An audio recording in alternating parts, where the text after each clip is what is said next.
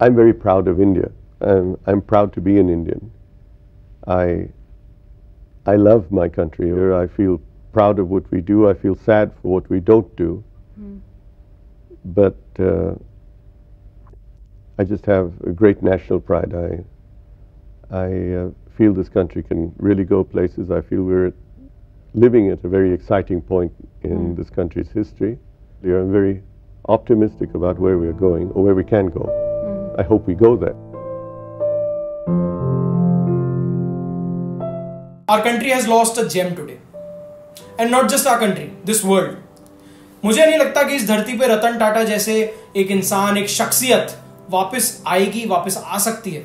उन्होंने जो कुछ किया अपनी लाइफ में, वो हम सभी के लिए प्रेरणा की तरह है, एक एजुकेशन है वो हमारे लिए। तो आज हम सबसे पहले उसी के बारे में बात करते हैं कि आखिर कौन थे रतन टाटा।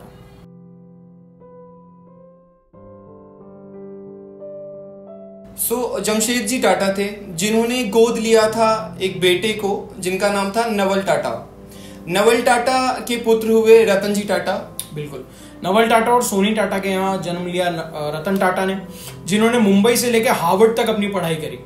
टाटा के अंडर आया करता था एयर इंडिया, जिसे जब इंडिपेंडेंस मिली हमारे देश को तो गवर्नमेंट ने अपने अंडर ले लिया।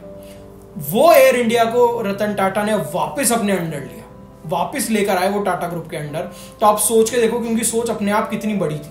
इवन आज भी हर गली हर नुक्कड़ पे एक स्टूडियो खुल गया जिसका नाम है ज़ूडियो क्लोथिंग स्टूडियो। वो किसका है? वो टाटा ग्रुप का स्टूडियो। और ऐसे बहुत सारे बिजनेसेस हैं जिसमें कंट्रीब्यूशन है टाटा ग्रुप का। बिल्कुल। एंड इवन जब 1991 में रतन टाटा ने टेक ओवर किया टाटा ग्रुप को, तो वो दो बहुत बड़े ब्रांड्स को अपने अंडर मर्ज कर गए इंडिया में, which was land rover and Jaguar, जो बहुत प्राउड की बात है हर इंडियन के लिए। अगर हम उनके काम की भी अब बात करें तो उन्होंने मेरे हिसाब से हमारे देश में मोटर व्हीकल में सबसे बड़ा रेवोल्यूशन था, जो किसी टाइम पे मारुति 800 थी सबसे बड़ा रेवोल्यूशन। उसके बाद जो सेकंड रेवोल्यूशन आया मेरे हिसाब से मोटर व्हीकल्स में, दैट वाज टाटा नैनो। हर किसी के घर तक 1 लाख रुपए में गाड़ी पहुंचाना, एक 4 व्हीलर एक आम आदमी को मुहैया कराने का सपना रतन टाटा ने देखा था। वो बात अलग है, पहुंचते पहुंचते 2 लाख के हो गए, but still it was something जो किसी ने कभी सोचा भी नहीं था कि इतनी सस्ती गाड़ी मिलेगी। एंड हार्ड सॉलिड मशीनरी, कोई फाइबर की गाड़ियां नहीं बेच रहे थे भाई वो। एंड अभी भी तू देख ले, टाटा की गाड़ियां जो हैं वो मानी जाती हैं कि हाँ ये सबसे मजबूत गाड़ियां हैं। बिल्कुल। जो इनकी एनकैप टेस्टिंग होती है, एनकैप रेटिंग जो इनकी आती है वो सबसे हाई आती है। कभी टाटा की गाड़ी का तूने नहीं सुना होगा कि भिड़ गई और पिचक गई गाड़ी, क्योंकि नहीं पिचकेगी, वो सॉलिड गाड़ियां हैं। और वो रतन टाटा का भी वो एक इम्पैक्ट था लोगों पे कि लोगों को उन पे ट्रस्ट था, उनके प्रोडक्ट पे ट्रस्ट था। एंड रतन टाटा के अंदर काफी सारे बिजनेसेस हैं, जैसे Tata motors, Tata steels, Tata shipping, there are an number of businesses. But वो सिर्फ बिजनेसमैन नहीं थे। अगर बिजनेसमैन होते तो माइंड यू गाइस आज वो हिंदुस्तान के सबसे अमीर आदमी होते। बट वो जितना कमाते थे उसमें से आधे से ज्यादा तो वो डोनेट करते थे, जिसके लिए उन्होंने एस्टेब्लिश किया था टाटा ट्रस्ट, जो कई लोगों को हेल्थ और एजुकेशन प्रोवाइड करता है। इसके अलावा एग्रीकल्चर तक में हेल्प करता है। और यार कुछ लोग होते हैं ना जो जाने के बाद उनका नाम होता है, कुछ लोग होते हैं जो रहते लिविंग लेजेंड जिनको बोलते हैं। तो ये उन लोगों में से एक थे, मतलब जिनकी रिस्पेक्ट मुझे लगता है कि बहुत सारे लोग दिल से करते हैं। बहुत कम हेटर्स ही होंगे, मतलब मुझे नहीं लगता उनके हेटर्स होंगे। मुझे तो नहीं लगता रतन टाटा कोई भी हेटर होगा। मैंने तो आज तक नहीं सुना किसी के मुंह से रतन टाटा के बारे में गलत। और वो उनके सोशल वर्क से इतने हैं कि वो आपको अपने आप उनका फैन बना देंगे। कोई बिजनेसमैन इतना लोकप्रिय हो जाए आम जनता में, भले ही किसी के घर में उनकी वजह से चूल्हा ना जलता हो, लेकिन फिर भी वो लोग उनको प्यार करते हैं उनके काम की वजह से, उनके कंट्रीब्यूशन की वजह से जो उन्होंने देश में दिया। आप खुद सोचो यार, कोविड-19 के टाइम उन्होंने 1500 करोड़ तक रुपए डोनेट करे थे, मे बी शायद उससे भी ज्यादा। ये वो है जो रिपोर्टेड है, चाहे वो इंजेक्शन हो, चाहे पीपीई किट्स हो, चाहे नॉर्मली हॉस्पिटल में बेड्स, ऑक्सीजन, कुछ भी हो। 1500 करोड़ रुपए कोविड-19 के टाइम उन्होंने प्रोवाइड करे थे जनता को। Not just this, financial year 2023 में सिर्फ Tata group and Tata sons ने 456.42 करोड़ रुपए डिस्पर्स करे, यानी डोनेट करे। कितना बड़ा नंबर है।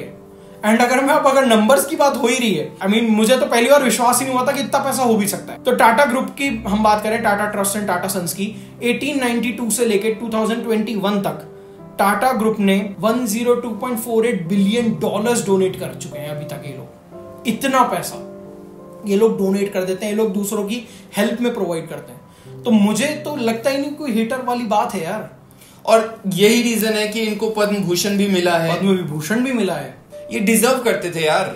बट रतन टाटा जी की एक लाइन जो मुझे बहुत इंप्रेसिव लगी, और वैसे तो बहुत सारी लाइन हैं, बट एक जो मैंने पढ़ी थी कि अगर कहीं जल्दी पहुंचना है तो अकेले चलना सीखो, और कहीं दूर तक पहुंचना है तो किसी के साथ चलना सीखो।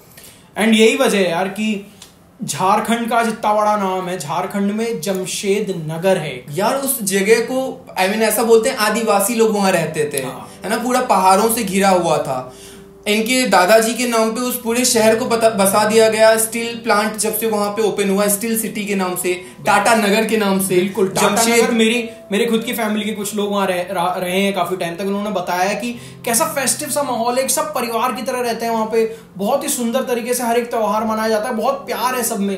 तो यार ये वाली जो चीज है ना, ये जो फीलिंग है, ये ऐसा नहीं है कि आती है, ये अपने आप आदमी लेके पैदा नहीं होता, ये कल्टिवेट करी जाती है।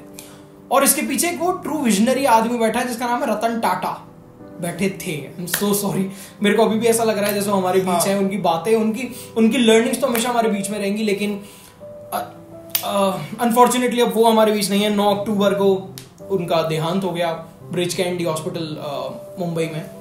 और उस एक चीज बताऊं तुझे, मतलब उस दिन सच में मेरे दिल में एक ख्याल आया कि लोग बोलते हैं ना कि यार किसी को जाना नहीं चाहिए दुनिया से, या फिर लोग अमर क्यों नहीं है। ऐसे लोगों को एक्चुअली अमर होना चाहिए बाय बॉडी ऑल्सो। मतलब इनके काम का जो कंट्रीब्यूशन है, इनकी जो आत्मा है, वो तो हमेशा अमर रहेगी। जो इन्होंने किया है वो चीज लोगों को हमेशा याद रहेगी। बट ऐसे लोगों को सच में कभी बूढ़ा होना ही नहीं चाहिए, ऐसे लोगों को इस दुनिया से नहीं जाना चाहिए। मतलब ऐसे लोग सिर्फ ऐसा लगता है दूसरे लोगों के लिए पैदा होते हैं। कुछ अपना देखते ही नहीं है, सिर्फ वो उनको समाज के लिए करना होता है यार। डॉग्स के लिए उन्होंने कितना कुछ किया है, कितना प्यार था उनको डॉग। बिल्कुल। So all we can say is, अगर एक लाइन में इन्हें सम अप करना हो, a thorough gentleman and a complete countryman.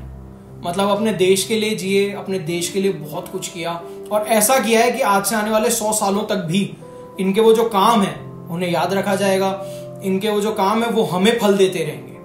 So we salute you sir. Please इस वीडियो को जितना ज्यादा आप शेयर कर सकें वो करें, लाइक करें, कमेंट करें। आपकी रतन टाटा से जुड़ी हुई कोई भी आपके दिमाग में थॉट है तो वो प्लीज कमेंट सेक्शन में हमें बताएं। And thank you so much for, thank you so much.